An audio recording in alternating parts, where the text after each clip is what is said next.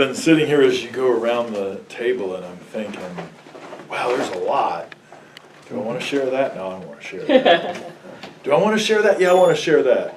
No, I don't want to share that. But I think I want to share this. Mine has been a story like all of ours, of a struggle to surrender.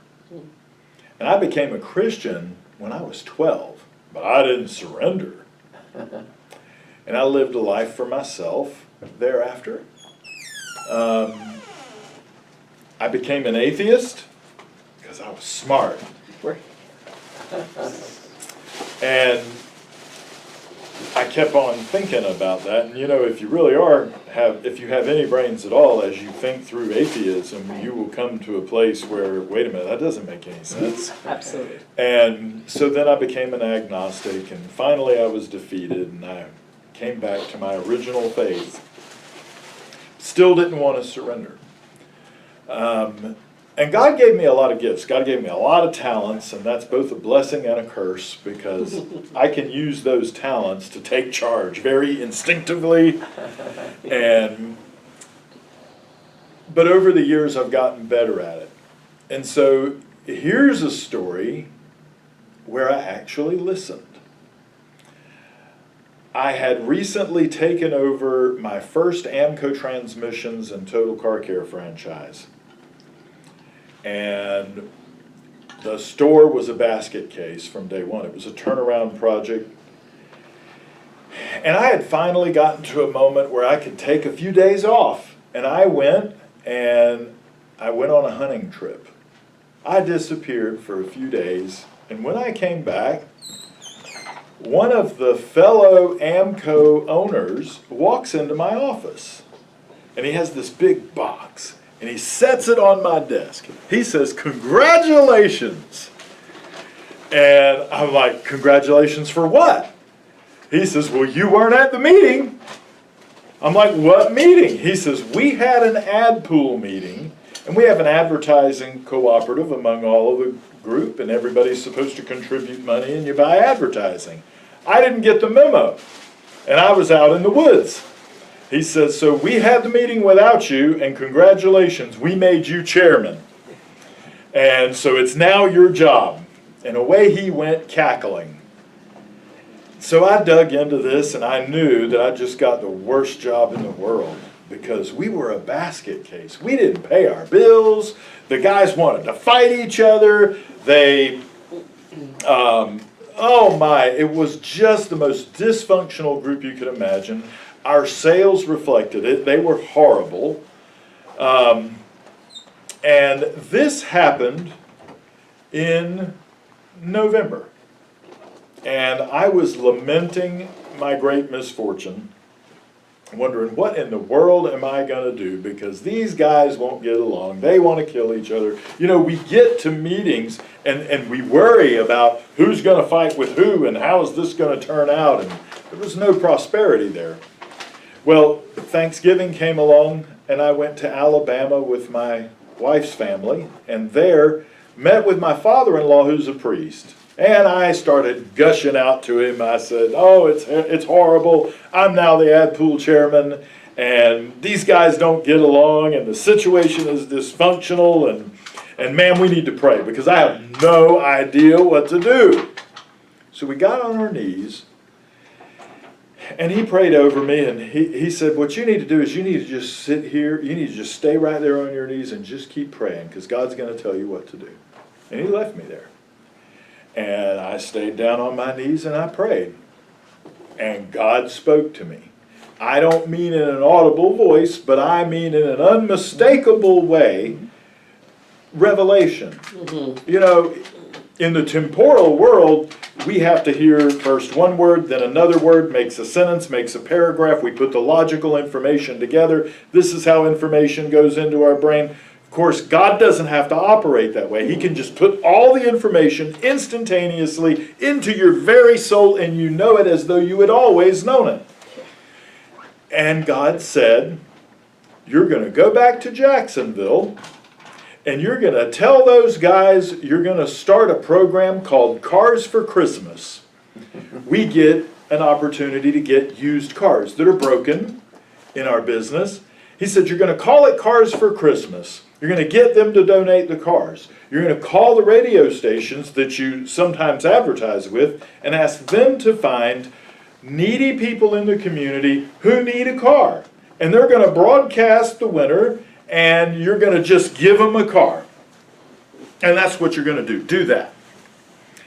And I heard it loud and clear. It was unmistakable. And my immediate thought was, there's no way. God, that's impossible. That can't happen. Here's why. Because I'd have to get approval from our corporate office.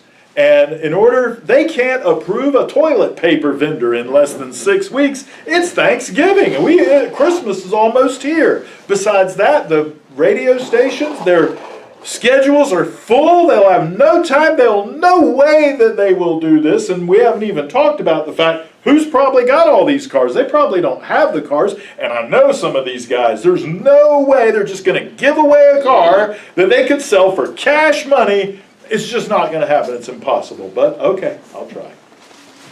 So I came back to Jacksonville and I thought, okay, well, the first order of business is I'm going to save myself some time here. I'm going to find the most impossible thing about it that'll kill this whole idea. Let me call the corporate office where they'll tell me no, and that'll be the end of that. That's one phone call. It'll be easy. So I call the head of advertising, and I explain all of this to him, and like I thought, he says, absolutely not. That can't possibly happen because it's going to offend people because you're talking about Christmas, and not only that, we can't control what people say. Who knows what people will say? No, no, no. And I said, okay, Jim, no problem. I need to speak to the CEO. Let me speak to Mark Worth. I got on the phone with him very quickly, and I explained to him the situation. He said, that sounds like a great idea. Do it. I'm like, really? He says, oh, yeah, do it. And the other gentleman piped up. He says, well, but it's all about cars for Christmas, and everybody doesn't celebrate Christmas. And I said, right off the cuff, I said, we could call it Hondas for Hanukkah, but it doesn't have the same ring. And we just chuckled. And that's funny. And away we went. I got off of that call. I said, okay, well, I'm surprised there, but let me just call some of these guys. I know they're never going to do it. So I called the one guy that I was sure, the most mercenary of the bunch, the meanest, most self-absorbed person that I knew in business at the time, and I knew he would be Mr. No. And I called him and I said, blah, blah, blah, blah, blah. I laid out the vision. He said, man, that's great. What's a great idea? And you know what? I've got this car. Matter of fact, we're going to get to work on it right now. Man, that's great. Let me know how it goes. I hung up the phone. I'm like, wow. I called each of then 8 other men. Every single one of them had a car. Every one of them said yes. Every one of them got to work on their car.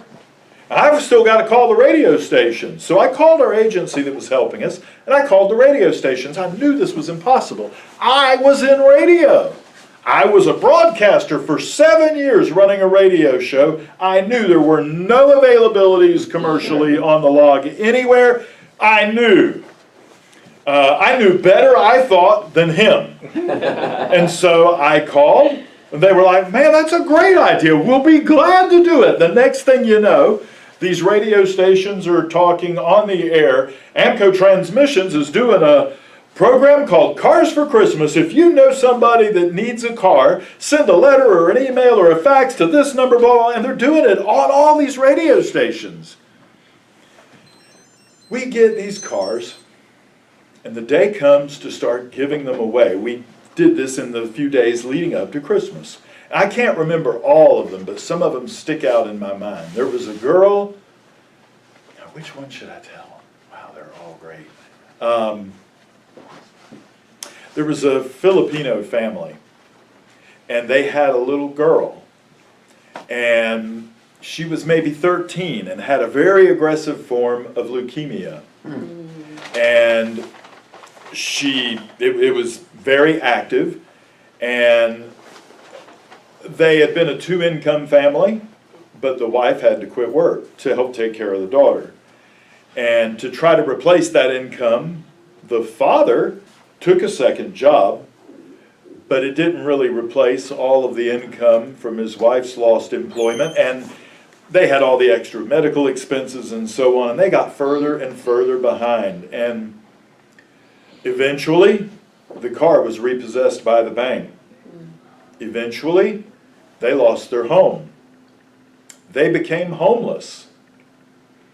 And they were living in a homeless shelter. And they would have to take the bus for her treatments. And they would sit at the bus stop, and it would be 100 degrees, and she would be vomiting, and it was miserable. And that was the story. And the radio station told that story on the air. And that was the person that was going to get this car. And this particular car happened to be a minivan. And at the time, the daughter had come out of remission and her disease was active. And so now they were at the hospital. And so we went there to the hospital to award the car. And we broadcast it, and all these people came out, and there wasn't a dry eye in the place. They couldn't get the title to the car that day because they couldn't leave the hospital. And we didn't bring the car there, we just brought them the title. But they couldn't get anything done.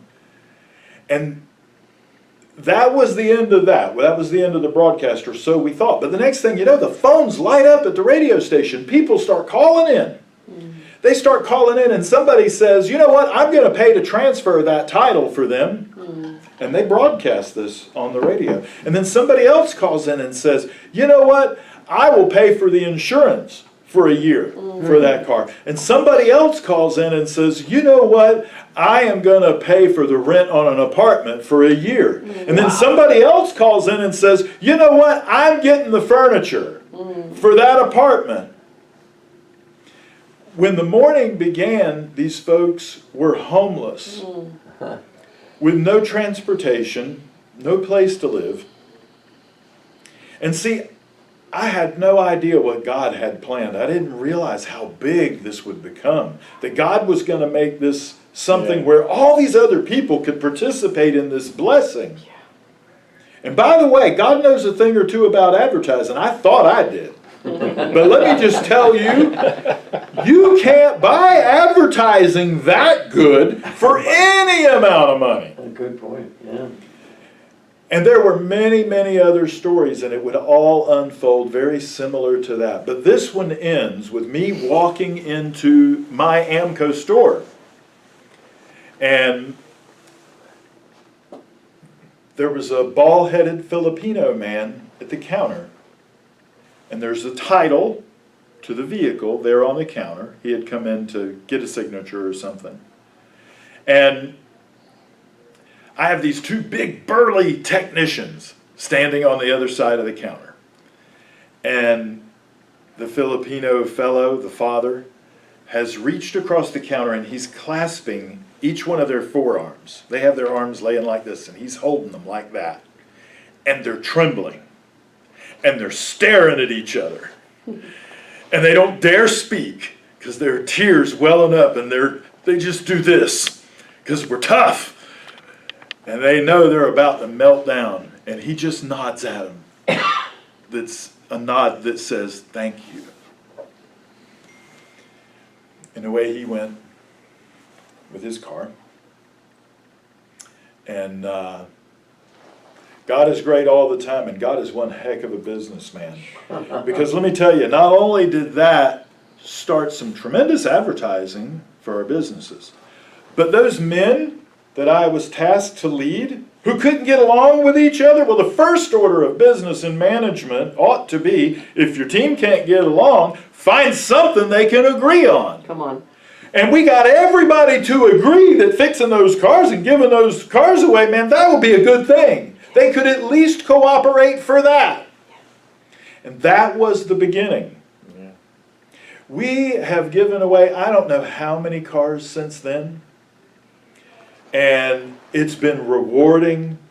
Everyone wants to wake up and know that what they do in life as their vocation matters. And everybody that works for us knows that we do something that matters here. And today,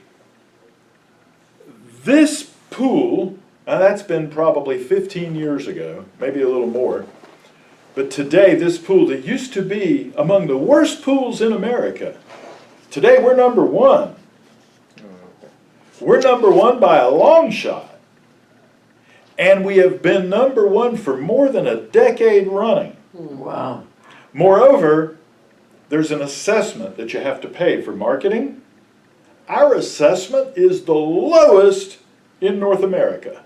And for that, our lowest assessment has delivered the very highest results. Now, if you're in business, you know that the least investment can't possibly get you the highest possible return. It doesn't work that way in the temporal world. Right.